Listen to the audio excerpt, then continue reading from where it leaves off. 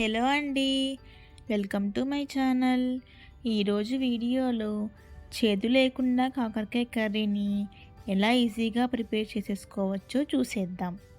ముందుగా కాకరకాయ తొడిమలను తీసేసి దాని మీద ఉన్న చర్మం ఉంటుంది కదండి, దాన్ని ఇలా మొత్తం గీరేసుకోవాలన్నమాట. ఇందులోనే చేదు ఎక్కువగా ఉంటుంది. దీనిని గీరేస్తే సగం చేదు అనేది వెళ్ళిపోతుందన్నమాట.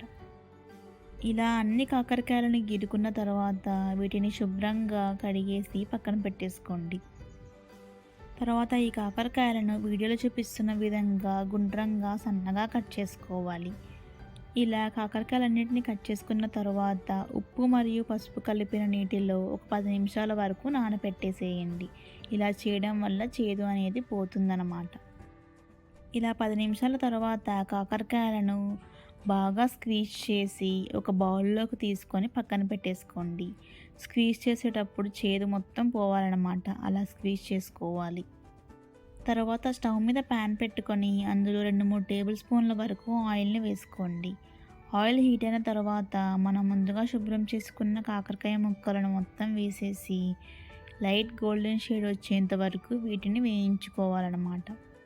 ఇలా కాకరకాయలను వేయించుకొని కర్రీ చేసుకోవడం వలన ఇది చాలా టేస్టీగా ఉంటుంది మరియు చేదు కూడా మొత్తం పోతుందండి. నేను ఎప్పుడు కాకరకాయ కర్రీ చేసినా ఇలాగే చేస్తాను, చాలా టేస్టీగా ఉంటుంది. ఇలా కాకరకాయలన్నీ ఫ్రై అయ్యి గోల్డెన్ షేడ్ వచ్చిన తర్వాత దీనిని ఒక బౌల్లోకి తీసుకొని పక్కన పెట్టేసుకోండి. ఇది పక్కన పెట్టేసుకున్న తర్వాత స్టవ్ మీద కడాయి పెట్టుకొని అందులో 2-3 టేబుల్ స్పూన్ల వరకు ఆయిల్ని వేసుకోండి. ఆయిల్ హీట్ అయిన తర్వాత ఒక స్పూన్ వరకు తాలింపు గింజలను, 2 ఎండుమిర్చి చీలికలు, అదేవిధంగా దంచుకున్న వెల్లుల్లి, కరివేపాకు కూడా వేసుకొని కొద్దిగా వేయించుకోవాలి. ఇవి వేగాక సన్నగా చీల్చుకున్న పచ్చిమిర్చి మరియు 2 పెద్ద సైజు ఉల్లిపాయలను చిన్నగా కట్ చేసుకొని వేసుకోవాలి. ఇలా ఉల్లిపాయలను వేసుకున్న తర్వాత 1/2 టీ స్పూన్ వరకు పసుపు, అదేవిధంగా కొద్దిగా అల్లం వెల్లుల్లి పేస్ట్ వేసుకొని ఇది పచ్చివాసన పోయేంత వరకు వేయించుకోవాలి. తర్వాత 2 మినిట్స్ వరకు లిడ్ పెట్టుకొని ఉడికించుకుందాం. 2 మినిట్స్ తర్వాత ఒకసారి కలిపేసుకొని ఇందులో సన్నగా కట్ చేసుకున్న 3 పెద్ద సైజ్ టమాటాలను కూడా వేసుకొని ఒక స్పూన్ వరకు ఉప్పు వేసుకొని ఒకసారి మిక్స్ చేసుకోవాలి. ఇలా మిక్స్ చేసుకున్న తర్వాత మూత పెట్టుకొని టమాటాలు అన్నీ సాఫ్ట్గా అయ్యేంత వరకు మగ్గించుకోవాలి.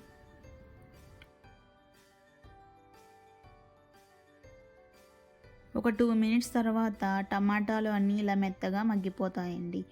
అప్పుడు మనం ముందుగా వేయించి పెట్టుకున్న కాకరకాయ ముక్కలను కూడా వేసుకొని కాకరకాయ ముక్కలు మరియు టమాటాలు మొత్తం కలిసే విధంగా బాగా కలుపుకోవాలి. ఇవన్నీ మిక్స్ చేసుకున్న తర్వాత ఇందులో ఒక స్పూన్ వరకు కారం, 1/2 టీ స్పూన్ వరకు ధనియాల పొడి, 1/2 టీ స్పూన్ వరకు గరం మసాలా కూడా వేసుకొని ఈ స్పైసెస్ అన్నీ ముక్కలకు పట్టే విధంగా బాగా మిక్స్ చేసుకోండి.